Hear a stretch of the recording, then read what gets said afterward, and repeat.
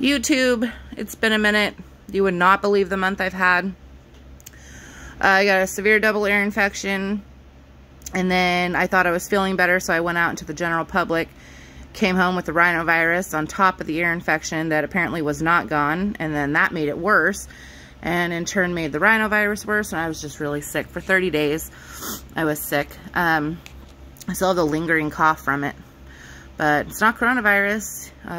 They wanted to test me for it, and then they said, oh, we want to test you because you have all the symptoms, but we don't have any tests. And I was like, well, a lot of good that does.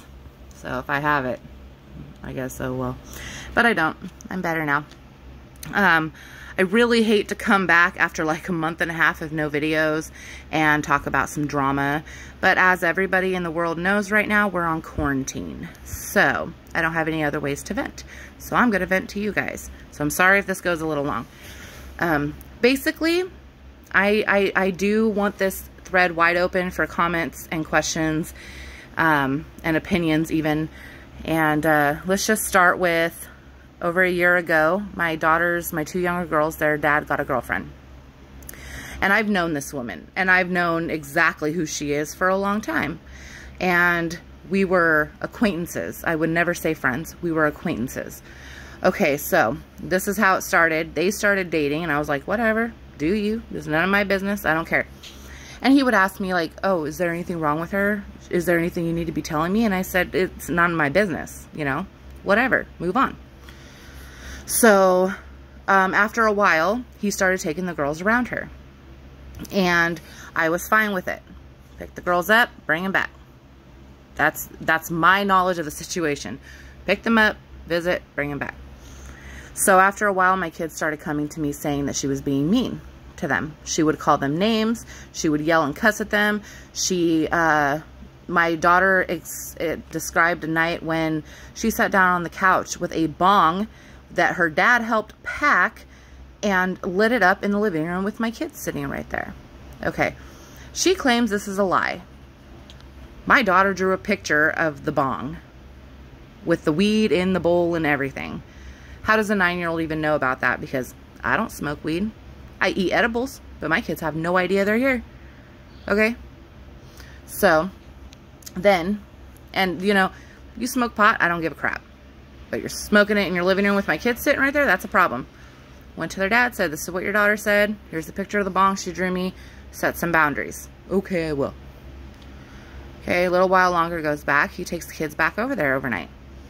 They come back, and my 9-year-old says, my 9-year-old sucks her thumb still. And I realize it's not healthy, and we are trying to work on this. But it's not something you could just tell a kid, stop doing that right now and expect them to do it right that second. It's a habit. You know, if you smoke cigarettes and I said, hey, cigarettes are bad for you, take it out of your mouth right now. Are you going to listen to me? No, you're going to be like, first of all, I'm a grown-up. Second of all, I can't just quit like that. It's hard. So she told my 9-year-old daughter, get your damn thumb out of your mouth. Okay. So when I'm trying to tell my kids not to do something because they shouldn't be doing it, it's unhealthy, it's unsafe, I have never in my life used the term, get that out of your damn mouth or anything of the sort. Okay. So that happened. I went back to him. Hey, you need to set some boundaries. She's not allowed to talk to my children that way. Okay, I will. Okay. Same story. A little while later, you know, and it just kept going on like this, and he refused to set boundaries with her. Well, finally, he was awarded half custody, which was a big mistake, and took them directly to her house for an entire weekend. Now, this is when my 9-year-old daughter tells me, before they go there for the weekend, tells me, Mom, we need a safe word, so if she's being mean, I can text you the safe word. And I'm thinking, why is my 9-year-old trying to create a safe word?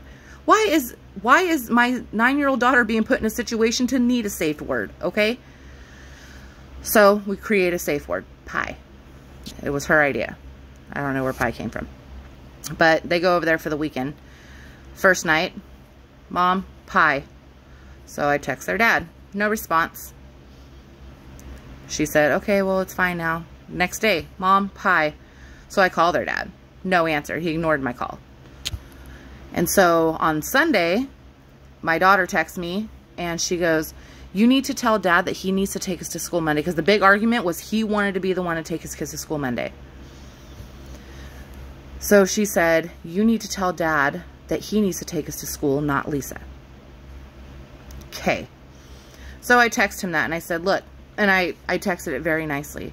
I said, look, if you ended up having to work tomorrow, I have no problem meeting you somewhere to pick up the kids. Okay? They don't want Lisa to take them to school tomorrow. No response. Again. So, oh, let's trail back to Saturday, okay, for a second. They show up 10 minutes late to Justice's basketball game. And Cambry smells so bad, like trash. Like disgusting molded food and trash. And she's pale white and complaining that her stomach hurts. So I'm like, what in the hell? Okay. So when they leave the basketball game, I texted him and said, please give them a bath tonight. Cambry smelled pretty bad. No response. So then Sunday thing happened. So the next day, I go to pick my kids up from school, right? Cambry, Justice, both of them smell completely like weed and trash. So I'm already mad. Backpacks reek of marijuana, and I'm pissed. You just sent my kids to school like that. What were you thinking? So we're in the car ride home, and they start telling us how she was driving so fast, because they were over an hour late to school Monday. She was driving so fast that the car kept sliding on the highway, and they were scared. And that was their words, not something I put in their mind. This is something they came to me about. And so I said, I have to go to court. I have to go to court. So I went back to court. I got full custody back. And then he comes with the story. We split up. I can't be with somebody that doesn't like my kids. I can't be with somebody that's mean to my kids. She's toxic. She picks her face and leaves piles of skin all over her house. Come on. Piles of skin that she picks from all over her jaw and leaves them all over the house. Okay? Disgusting. Okay? So, turns out, she's not just mean to my kids. She's mean to her own kids. She's mean to other people's kids. She's a toxic, vile piece of trash. And I said, that's enough. My kids have been dealing with abuse from her for months now. And now I have to put a stop to it. So then he starts telling her things like, I stole my dog from somebody. Yeah, I stole my dog. I didn't work the whole time we were together when he was the one that was high on the bed our entire marriage, and I took care of him and the kids and the house and myself and working and trying to go to college, which was never successful till now. So anyway, so we go to court. I get the temporary restraining order, blah, blah, blah. So he comes to my house and he's like, I have to leave her. She's toxic. She's not good around my kids. I can't be near her. I don't feel like I love her and all this stuff, but I need a place to stay. Okay. I'm going to tell you something right now. I give the shirt off my back for people. This is the father of my children. Okay. So of course I care. It was never about me and him. I care because that's the father of my children. And I do the same, you know, for other people. So we tell him, okay, you can crash here for a while you look for a place to live. This motherfucker. Then his uncle passes away. God rest his soul, because he was a great man and I loved him very much. I knew him long before I even knew the kid's dad. So we lost him, not COVID-19 related. And the kid's dad tells me I need to go to the hospital and be with my uncle. Turns out he was never even at the hospital. For the entire time he told us he was at the hospital saying goodbye to his uncle, he was with his girlfriend, the same woman in a different county, video chatting her kids with her, and thought I wouldn't find out about it. And I said, you know what? I don't deserve to be lied to. This is just too much, you know? So then he completely, what's that word? Railroads me the other day and looks at my kids and says, do you miss going to her house and playing with her kids? In sync at the exact same time, immediately when the question was finished, both of my girls replied with no. Straight up. Not anything else, just the word no. And I said, I took him outside and I said, what the hell were you thinking asking them that? Even if you want to be with her, you can't take my kids over there. I have a restraining order because you refuse to set boundaries in the first place. Okay? It's a vicious cycle. So he said, oh, that's all the proof I needed. For what? For what? These kids have been coming to you for months complaining about how she's mean to them, and you continue to let it happen, and I had to file a restraining order to stop it. So, proof of what? And then I told him, I said, you know what? I can't have you here. I just can't. You want to be with her? Go. For the love of God, go. Because I was literally serving this guy food. He didn't buy any food. I paid for all the food. Okay? He smoked my cigarettes. I gave him money for gas if he needed it. Just all sorts of stuff. Washed his laundry and put it away. All kinds of stuff I was doing, you know, to just try to be a support. Like, okay, I know you left your girlfriend. I know you just lost your uncle. I'm really trying to help you here. No. He lied about where he was. Then he asked my kids if they wanted to go over there, you know, and then acted like I was the bad guy when I packed his shit and told him to leave. No, it doesn't work that way, and I don't give a damn. I really don't. I've done everything to help everybody, and I'm tired of being walked on and used. It's not right, you know. So that's the situation I'm dealing with. So today he asked me if he can come get the rest of his stuff, and at first I was like, okay, I'm gonna try to calm down, you know, because I don't have to worry about him bringing my kids over there. If he wants to be over there, fine. But I don't need to worry about it. But then he wanted to act shitty. So, I'll be out in a second. Can I walk you out? Yes. Wait. Yes. I forgot they ate dinner already. Anyway.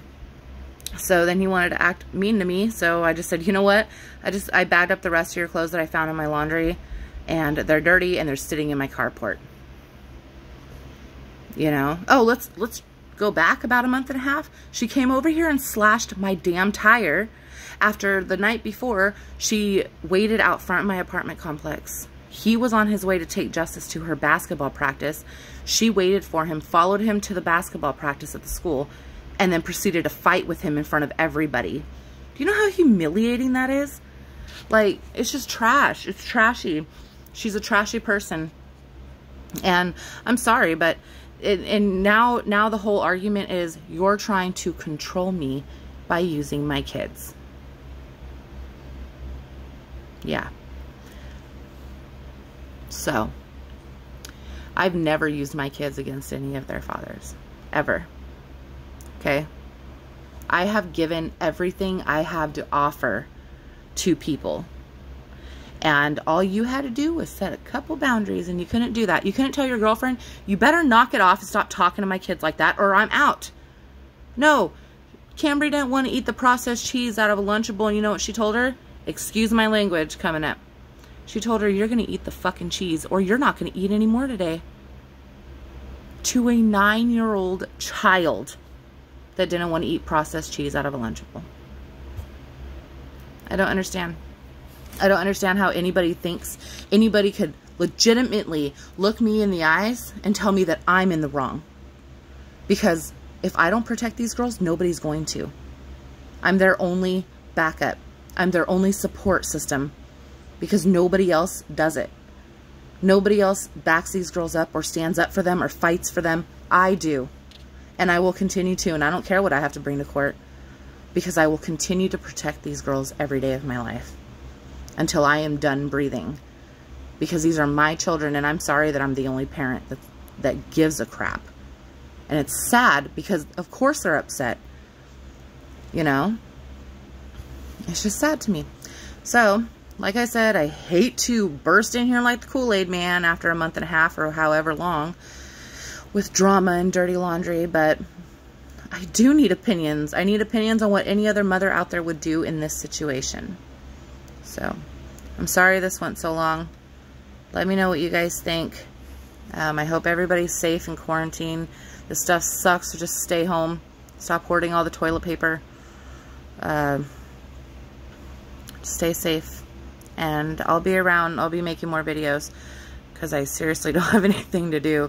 Like, my homework's all caught up, finally. And, so, yeah. So, I'll check in with you guys again a couple days. Thank you guys for listening and sticking around. I appreciate it. Have a good night. Bye.